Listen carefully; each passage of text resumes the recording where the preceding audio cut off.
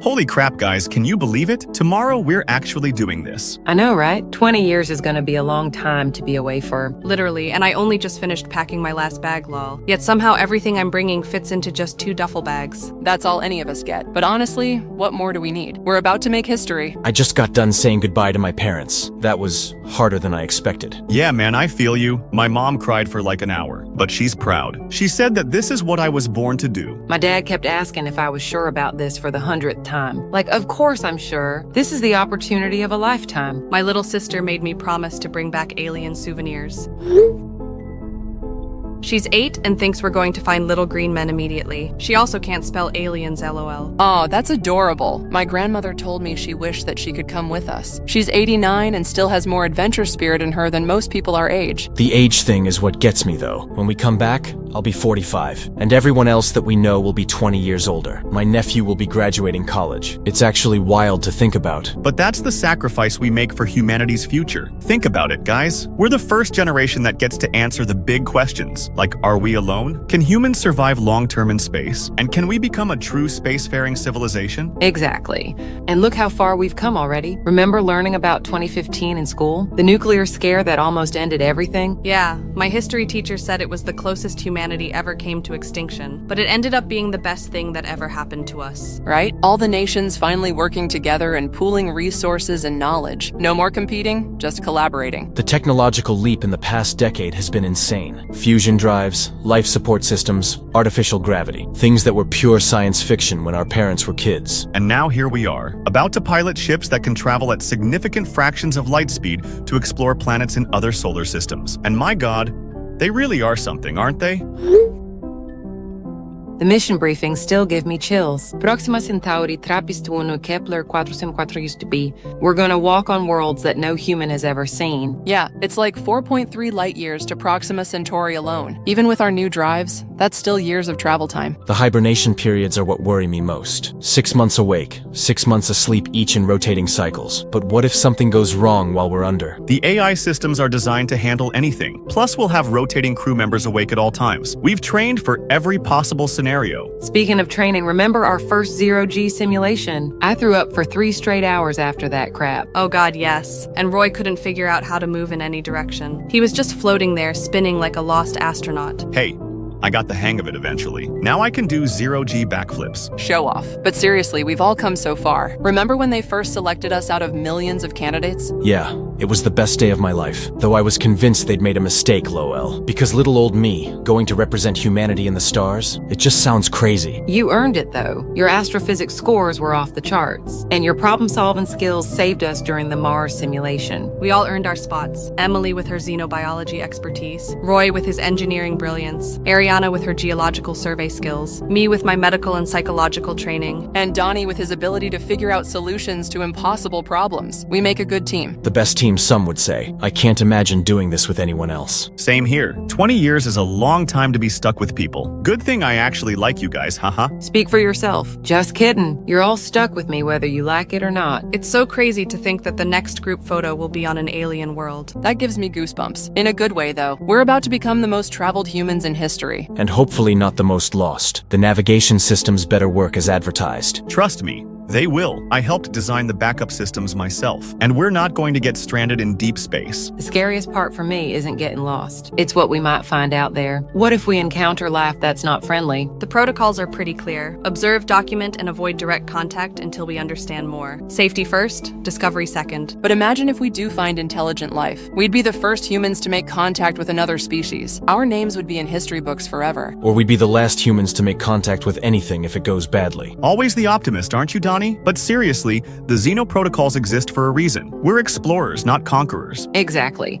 We're going out there to learn and grow to ensure our species survives and thrives. Speaking of survival, is anyone else nervous about the food situation? 20 years of recycled nutrients and protein paste sounds awful. The hydroponic gardens should help, meaning we'll have fresh vegetables at least, and we'll have fishing opportunities on water-rich worlds. Assuming the fish are edible, you mean? You're really on a roll tonight with the doom scenarios. Well, someone has to think about the worst-case situations. That's what makes missions like this successful, planning for problems before they happen. True, but let's also remember why we're doing this. Earth's population just hit 9 billion. Resources are getting scarce despite all our technological advances. So we need to expand or eventually face serious rationing problems. The terraforming technology is incredible, though. We can actually make dead worlds livable. It's like playing God, but in a good way. As long as we don't mess it up like we almost did with Earth. We won't. That's exactly why the Global Unity Accords exist. No single nation can claim territory. Everything we discover belongs to all of humanity. The way it should be. Guys, I'm getting emotional.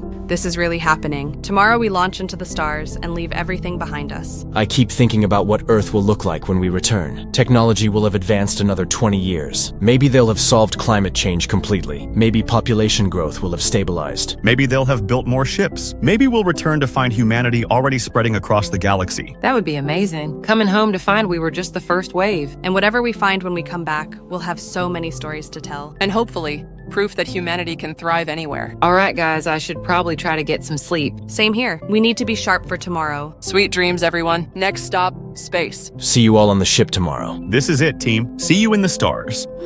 Gorbani, do you copy? My ship just touched down in the northern sector. It seems the landing sequence completed successfully. Copy that, Rogers. We're down in the western sector as planned, and all systems are green on our end. How are your crew holding up after the descent? Everyone's good. A few are a bit shaky from the atmospheric entry, but nothing unexpected. Have you heard from Marty, Sakina, or Okafor yet? Negative, but they should all be down by now, according to the mission timeline. They're probably just busy with landing procedures and base setup. You know how it is after a 20-year journey. True. Speaking of which, it's remarkably quiet out here. I don't see any welcoming committee whatsoever, and there's no air traffic either. Even for a remote landing site, I expected at least something. Same here, but remember, we've been gone for 2 decades. Protocol changes and new procedures come in. They probably didn't want to interfere with our landing operations. Makes sense. By the way, are you getting any standard mobile signals? Our communications array is reading nothing on the normal frequencies. Nope.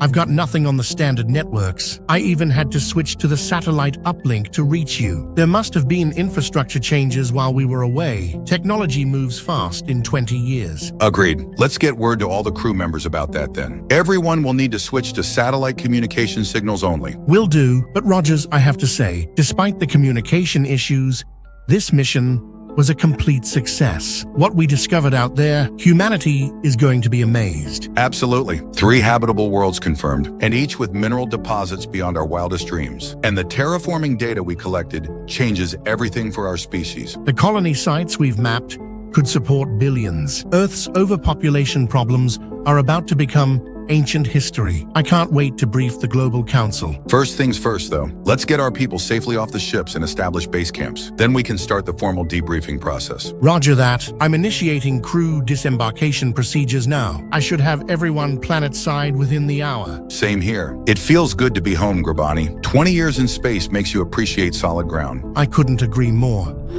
Guys!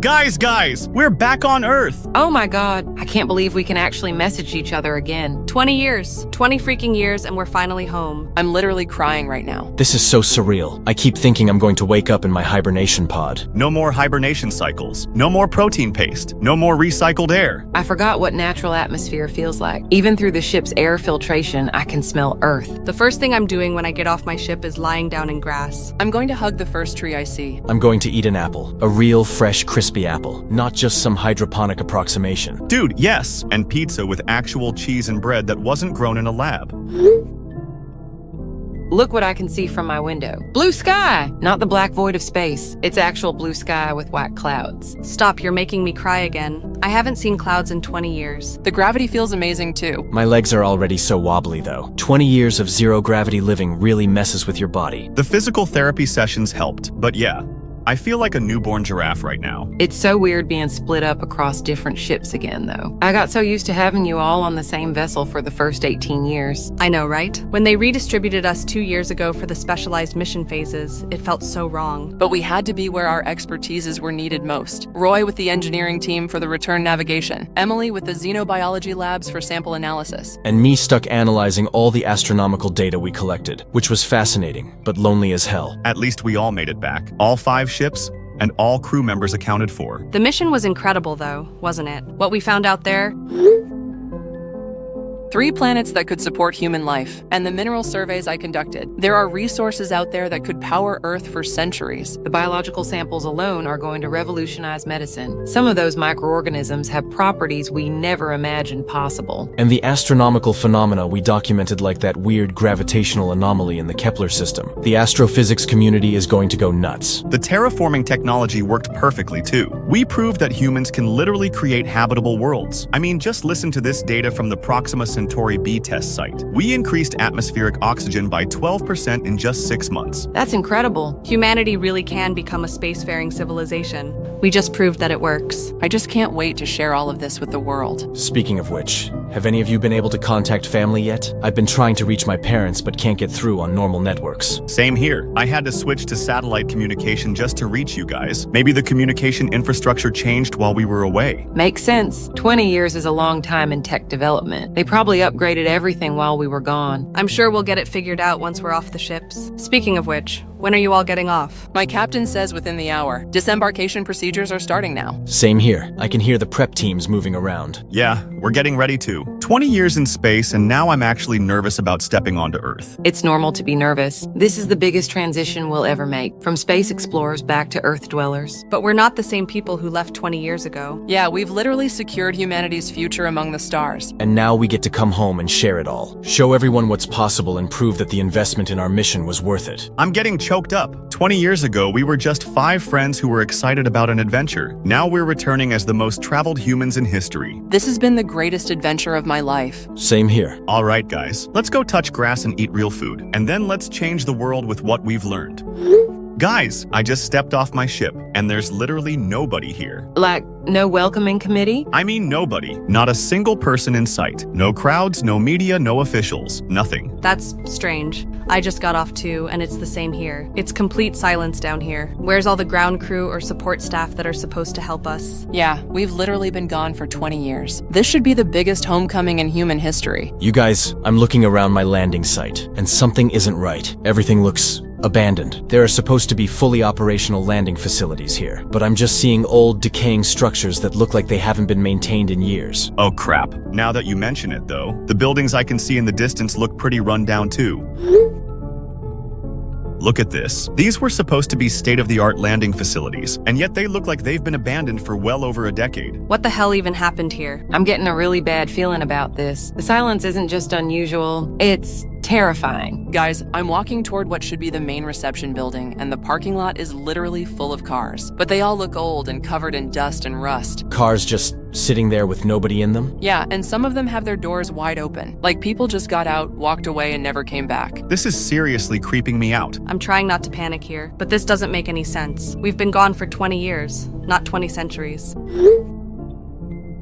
Oh no, what if something happened to humanity while we were away? What if there was a war, or a plague, or some kind of catastrophic event? But the infrastructure is still here. The buildings, the roads, the vehicles. If there was a nuclear war or something, we'd see way more damage. This looks more like everyone disappeared. Disappeared? Dude, you can't just make 9 billion people disappear. Maybe they evacuated? Maybe there was some kind of emergency and they all moved somewhere else? But where could 9 billion people possibly go? And why wouldn't they have contacted us? We've been monitoring communication frequencies the whole time. Unless they couldn't contact us, or unless whatever happened so fast that they didn't have time to even make contact. Guys, I'm really starting to freak out here. What if we're the only humans left? What if we just return to a dead planet? Don't say that. There has to be an explanation. Maybe the population moved to underground cities? Or maybe they're all in space now? Maybe our mission inspired a massive exodus and everyone left for other planets? But that doesn't explain why everything looks abandoned. If it was a planned evacuation, they would have at least maintained the infrastructure. This looks like people just vanished. I'm walking through what should be a bustling facility right now, and there are personal belongings everywhere. Coffee cups still on desks, computers still logged in. It's like everyone was working and then suddenly wasn't. That's exactly what I'm seeing too. How long does it take for that much dust to accumulate? Months at least, maybe years. So whatever happened, it didn't happen recently. But when? And what? And where is everyone? Okay, we need to stay calm. Panicking isn't going to help us figure this out. We need information. You're right. We need to talk to our captains. They have access to global communication systems and emergency protocols. If anyone knows what happened, it'll be them. Agreed. Captain Okafor should be able to contact the Global Council, or at least try to. I'm heading back to my ship to find Captain Sakina right now. This is way beyond what we can handle alone. Same. Captain Marty needs to know what we're all seeing out here. We should all go talk to our respective captains, and then regroup here on the chat with whatever information we can gather. Because right now, we might be the only living humans on Earth. Don't say that. We don't know that yet. There has to be an explanation. Roy's right. Let's get answers before we assume the worst. But everyone be careful out there. If something did happen to humanity, we might be walking into danger. Good point. Stay alert, everyone, and keep your emergency beacons on. Will do. Let's all message again once we've talked to our captains. And hopefully it's good news. I'm back, and the news is awful. Same here. Captain Marty just briefed me, and I'm honestly shaken right now. What did your captains tell you? Please tell me someone has good news, because Captain Sakina looked like she'd seen a ghost when she pulled me aside. No good news here. Captain Okafor has been trying to contact NASA for the past 3 hours, but hasn't gotten a single response. Captain Gorbani tried calling the President's emergency line, the Global Council headquarters, the European Space Agency, the Chinese National Space Administration. Nobody is answering. Captain Marty managed to access the satellite imaging systems, and what we found is... I don't even know how to say this. Just tell us. Well, according to the satellite data, everyone vanished approximately 5 years ago.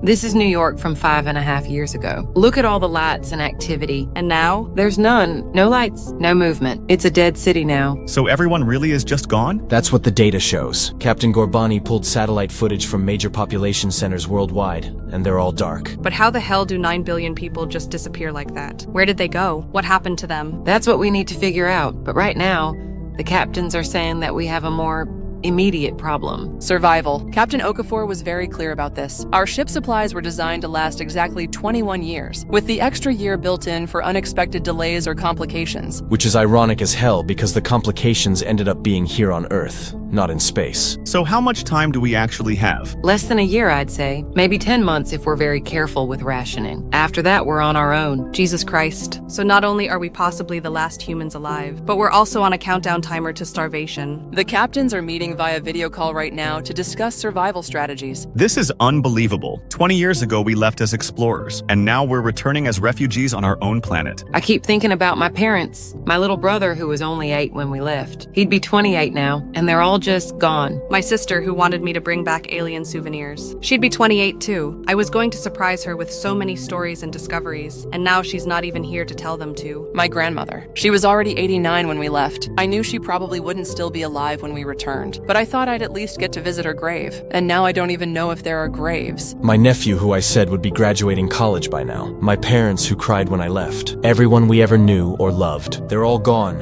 and we have no idea what happened to them. The not knowing is the worst part. I mean, what could make 9 billion people disappear simultaneously? A pandemic? Nuclear war? Some kind of natural disaster? But there's no evidence of any of that. The cities are intact. The infrastructure is still standing. It's like everyone just left. Or were taken. Taken by what? Aliens? I mean, we just spent 20 years in space. We know how vast the universe is. We found evidence of life on other worlds. Is it really that impossible that something found us while we were away? But why would aliens take everyone except us? Guys, right now though, we can't focus on the why. We need to focus on staying alive long enough to figure it out. You're right. And speaking of staying alive, Captain Marty just sent word that all the crew members on my ship are being called to begin base camp establishment. Same here. Captain Sakina wants everyone to start scouting for fresh water sources and arable land over where we are. Captain Okafor is organizing teams to salvage useful materials from the abandoned facilities around our landing site. And Captain Gorbani wants us to start planning long-term power generation. So we're really doing this. We're really trying to rebuild human civilization from scratch with just 5 ship crews. What choice do we have? If we're truly the last humans alive,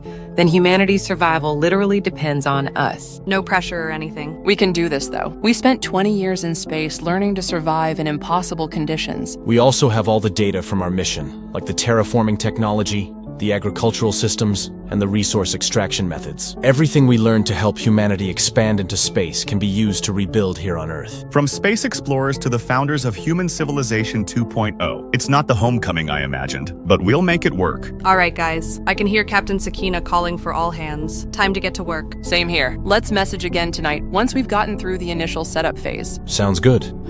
Yo, I'd like to report that 2 weeks in and our base camp is finally starting to look functional. Same here. We've got power running, water filtration systems online, and temporary shelters for everyone.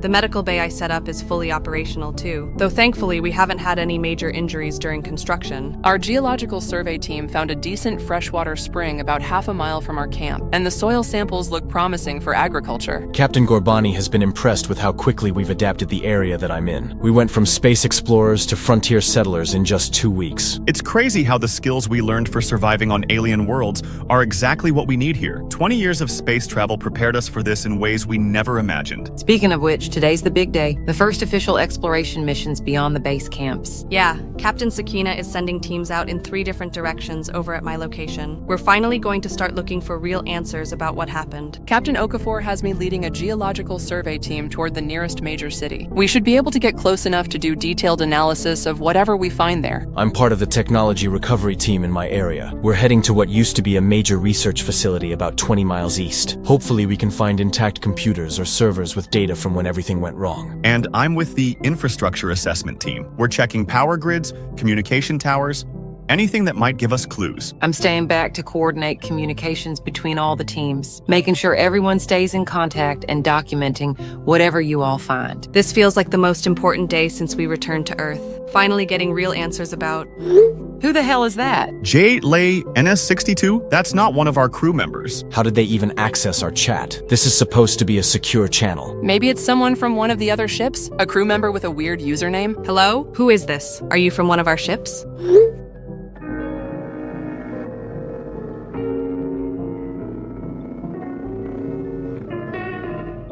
What the hell was that? Did everyone else see that? Those images, they looked like human anatomy, but wrong somehow. The eye, it looked almost dead. And those figures in the rooms looked trapped or distorted. This has to be some kind of glitch in the system. Random data corruption, maybe? Who are you? Answer us. J8 Lay NS62. Identify yourself immediately.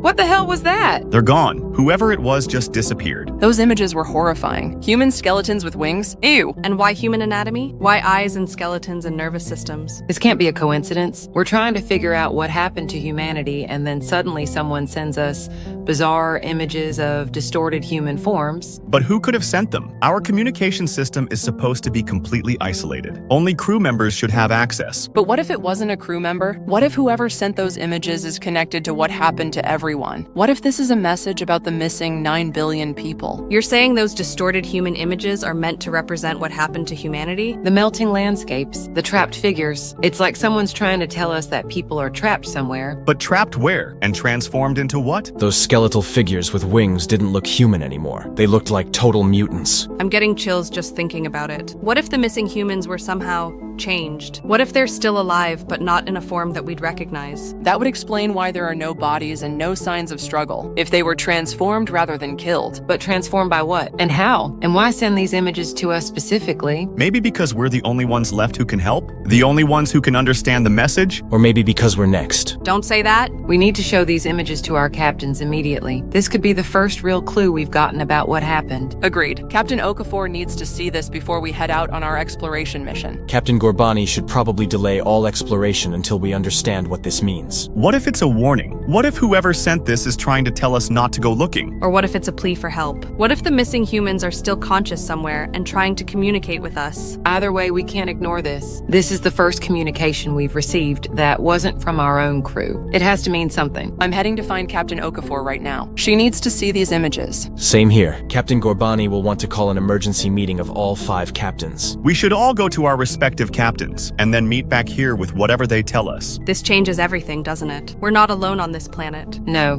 we're definitely not alone. The question is, are we dealing with survivors or whatever took everyone else?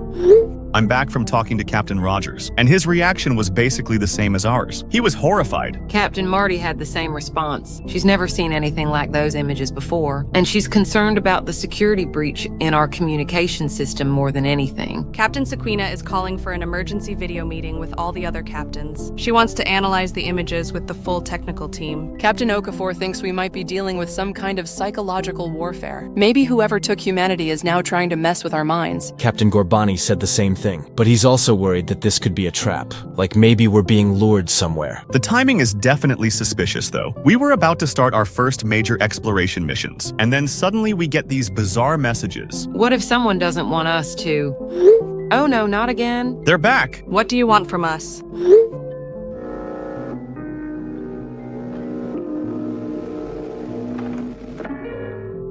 Those figures, they have mechanical parts grafted onto them, like they've been modified somehow. And that long-necked creature, it looked almost human, but just really stretched and distorted. The brain imagery is getting more prominent in these clips, like something is happening to human consciousness. This is getting worse and worse.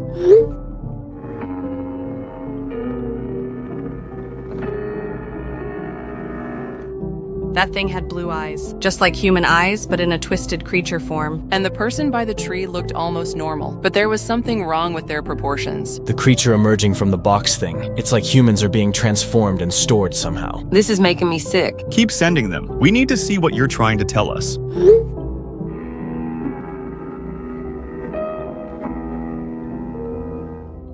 Red glowing embers. That looks like some kind of energy or power source. The bicycle rider looked almost playful, but in a horrible, twisted way. And that long-limbed creature with one eye. It's like humanity is being reshaped into something else entirely. The red glow keeps appearing in these clips. That has to be significant. Like a signature or marker of whatever process is happening to people.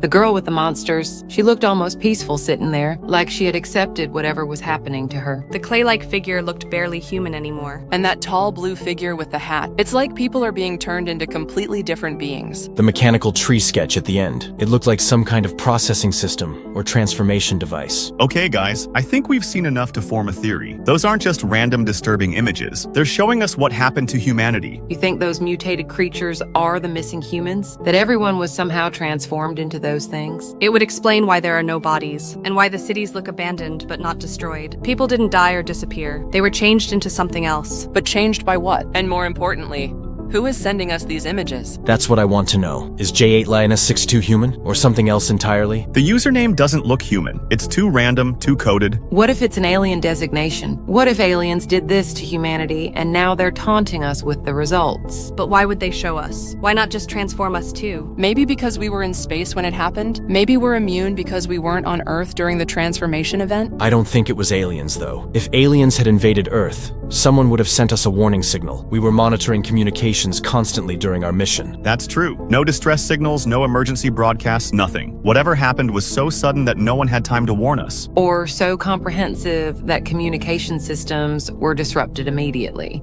What about a cosmic event? Some kind of radiation or energy wave that swept across the planet? That would explain the sudden nature of it, and the fact that we weren't affected while in deep space. The red glowing effects in the images could represent whatever cosmic force caused the transformations. Some kind of energy that rewrites human biology. So you're saying humanity isn't dead. They're still here on Earth somewhere. Just changed. Transformed into those creatures we saw in the images. Living somewhere we haven't found them yet. But where? Underground? In hidden facilities? In another dimension? That's what we need to find out. And maybe whoever is sending us these images is trying to help us locate them. Or maybe they're trying to warn us to stay away. Like, this is what happens if you go looking. Either way, we can't ignore this. If there's even a chance that humanity is still alive in some form, we have to try to find them. And figure out if the transformation can be reversed. Alright guys, I hate to cut this short, but Captain Sequina is calling for all exploration teams to move out. We need to start searching for answers. Same here. Captain Okafor wants us to specifically look for signs of the transformations while we're out there. Captain Gorbani is having us focus on finding any technology that might be connected to what happened. And Captain Rogers wants us to document anything unusual we encounter. I'll be monitoring communications communications from base camp. If J8 Lay NS62 sends any more images, I'll relay them to you immediately. Everyone be careful out there. We don't know what we're walking into. And keep your emergency beacons active at all times. If humanity really is still out there in those forms, we might not be alone on our expeditions. Let's find our people and bring them home. We're back from our expedition, and what we found was unsettling. Tell me everything. I've been monitoring communications all day, and there's been radio silence from everyone. Same here. Just got back to base camp. And I have some very weird findings to report. Just returned as well. Captain Okafor is debriefing the team, but I had to message you guys immediately. All right, let's compare notes, because what my team found doesn't make any conventional sense. You first, Kayla. What did you find out there? Okay, so we explored about 15 miles northeast of our base camp. Most of it was normal abandoned buildings and empty roads. But then we started finding these scars. Scars? That's the only way I can describe them. Look at this. It's like something ripped reality open right through the middle of the road. Holy crap. We found the exact same thing. This was on the side of what used to be a government building. The crack goes from the ground all the way up to the roof. We found multiple similar formations. This one was in the middle of an agricultural area, but here's the weird part. The soil around the edges looks burned or crystallized. Guys, my team documented 17 of these cracks in our sector, different sizes, but all with the same characteristics. They look like tears in the fabric of space itself. Tears in space? That's actually terrifying. The really disturbing thing is that some of them had personal belongings scattered around them, like people were standing nearby when whatever happened. We saw the same thing. Shoes, purses, cell phones, all just lying on the ground near the cracks, but no people anywhere. It's like everyone was pulled toward these openings, or fell into them. Or were sucked through them. Guys, I think I know what happened. What if some kind of cosmic event occurred that created these cracks all over the planet? Like a massive gravitational anomaly or dimensional tear? You're saying the cracks opened up and everyone got pulled in? Exactly. Think about it. It would explain why there are no bodies, no signs of struggle, and why personal belongings are scattered around the crack sites. But pulled in where? Into what? Maybe into whatever dimension or space those images from J8 Lay NS62 are showing us. Maybe humanity was sucked into some kind of alternate reality, and that's where they're being transformed into those creatures. That would explain why the mysterious sender can contact us. They're trying to show us what happened to them and what they've become. But why didn't it happen to us? Why weren't we affected? Because we were in deep space when it occurred. We were protected by distance and the vacuum of space. Whatever cosmic force created these cracks only affected Earth's surface. So 9 billion people were just sucked into another dimension, and now they're trapped there, transformed into those mutated forms we saw? It's the only explanation that fits all the evidence. The sudden disappearance, the intact infrastructure, the strange cracks, and those horrifying images. If that's true, then maybe there's a way to reverse it. Maybe we can figure out how to open the cracks again and bring everyone back. Or maybe the cracks are still active. Maybe people are still being pulled through, which means we need to be extremely careful around them. Did anyone try to get close to examine the cracks directly? Captain Sequina specifically ordered us to maintain a minimum distance of 50 feet. She was worried about unstable energy readings. Same with Captain Rogers. Our instruments were picking up some kind of electromagnetic disturbance near the larger cracks. Wait, guys, I'm seeing something strange on the horizon. There's a red light glowing in the distance. It's getting brighter. Red light? Like the red glowing effects in those video clips? I think so. Captain Okafor just called for all available personnel. We're moving toward the light source immediately. Everyone at base camp is mobilizing. Ariana, be careful. What if it's connected to the cracks? What if it's another dimensional tear opening up? Don't go alone. Make sure you have backup and emergency extraction protocols ready. I have to go. This could be the breakthrough we've been looking for. If this red light is connected to what happened to humanity, then we need to investigate it immediately. Document everything and maintain constant radio contact. Will do. I'll message you all as soon as we figure out what we're dealing with. This might be the answer to everything. I'm back. And guys, Donnie was right, but the actual truth is so much worse than we thought. What did you find? Is everyone okay? The red light. What was it? Please tell me you have answers. Did you find the source of the glow? We found one of the cracks, a big one, and it was active.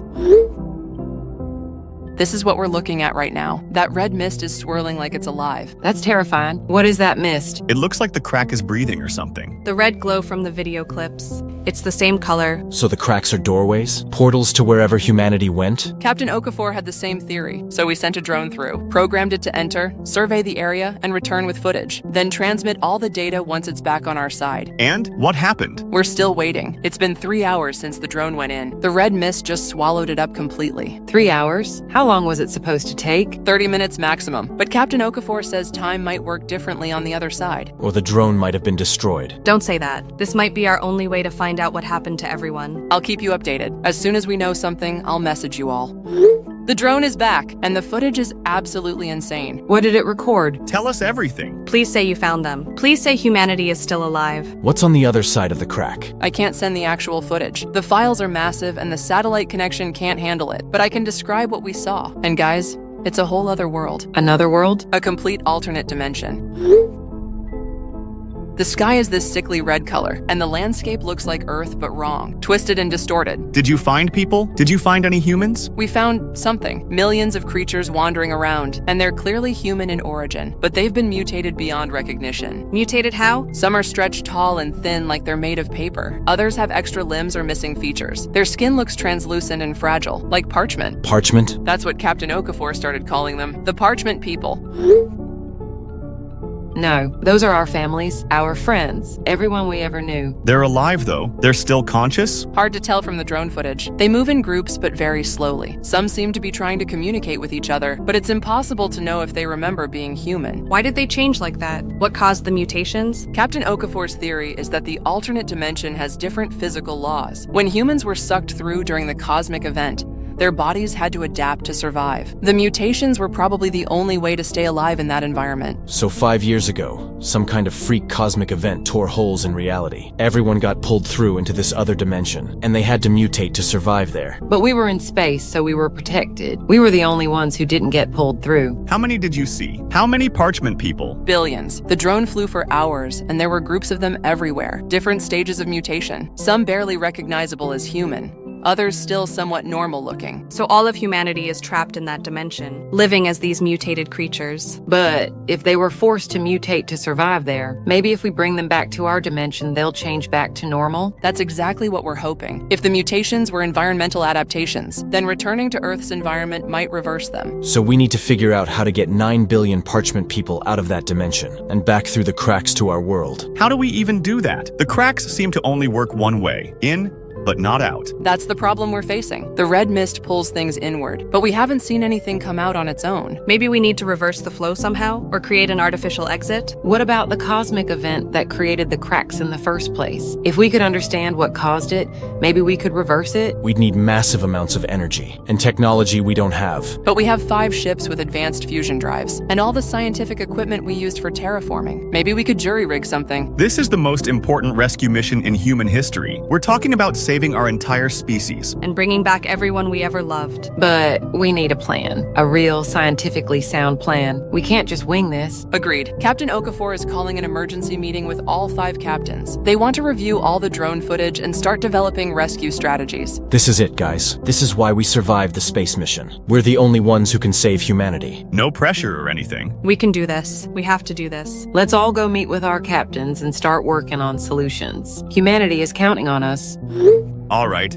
I've been thinking about this all night, and I think I have an idea for how to reverse the dimensional pull. Same here. I was going over the physics with Captain Marty, and we might actually have a solution. Let me guess, you're thinking about inverse currents? Because that's exactly what Captain Sakina and I were discussing. Inverse currents theory. That's what Captain Okafor suggested too. Great minds think alike. Captain Gorbani and I spent hours going over the calculations, and inverse currents is our best shot. For anyone who needs a refresher, inverse currents is the principle that if you can create a higher density within a gravitational or dimensional field, you can reverse the flow direction. Exactly. Right now, the cracks are pulling everything inward because there's lower density on our side. But if we inject massive amounts of energy into the dimensional space, we can flip that relationship. Making it so instead of sucking people in, the cracks start pushing them out. And we have exactly what we need to do it. Our lightspeed engines. Those fusion drives generate enough energy density to warp space-time. If we position them correctly at the crack sites, we should be able to create the inverse effect. The question is whether it'll work without killing everyone in the process. Captain Rogers ran simulations, and as long as we maintain proper distance and gradually increase power,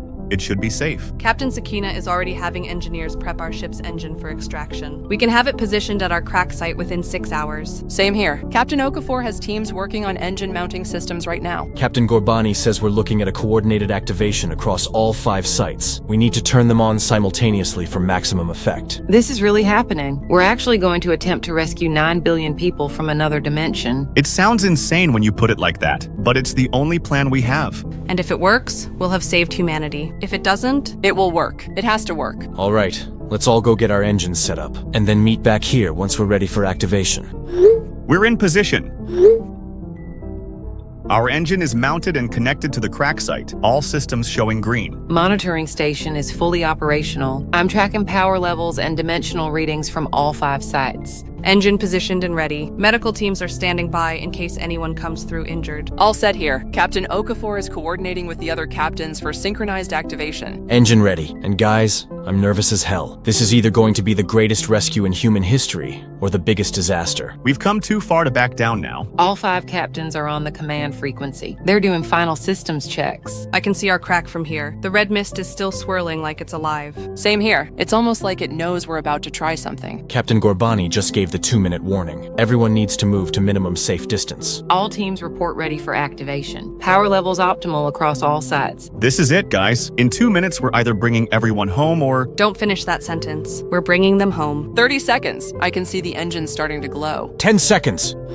Engines online. I can feel the ground shaking. The engine is generating massive energy output. The red mist is changing. It's starting to swirl the other direction. Something's happening. The crack is pulsing with energy. The density shift is working. I can see the dimensional flow reversing. Guys, something's coming through. I see them. The Parchment people. They're being pushed out of the crack. There are so many of them. They're pouring out like a flood. And they're changing. As soon as they hit our atmosphere, they're reverting back to human form. It's working. The mutations are reversing. They're becoming human again. I'm getting reports from all 5 sites. Millions of people emerging from the cracks, all of them transforming back to normal human appearance. I can see families reuniting. People who were mutated beyond recognition are now perfectly human. The medical teams are overwhelmed, but in a good way. Everyone who's come through so far is alive and healthy. This is incredible. We actually did it. We saved humanity. But guys, we have a problem. The dimensional cracks are still active. What's to stop this from happening again? The dimensional readings are still unstable, and the red mist dimension is still connected to our reality. We need to seal the cracks permanently. How do we do that? Captain Okafor has an idea. We push the engines through to the other side and detonate them within the dimensional space. Destroy the entire alternate dimension? It's the only way to ensure this never happens again. If we collapse that reality, the cracks will seal permanently. The drones can handle the engine insertion. Remote controlled. No human risk. All the people are out now. The dimensional space should be empty. Captain Okafor is giving the order. All sites prepare for engine insertion and detonation. This feels like closing the book on the worst chapter in human history. Drones are pushing the engines through now. All 5 sites confirm an engine insertion into dimensional space. Detonation in 10 seconds. Here we go. Detonation. The cracks are collapsing. Dimensional readings dropping to 0. The red mist is gone. The cracks are sealing themselves. It's over. The nightmare is finally over. Can you believe it's been a whole year since the rescue? A year since we brought everyone home. Sometimes I still can't believe it actually worked. The world feels so alive again.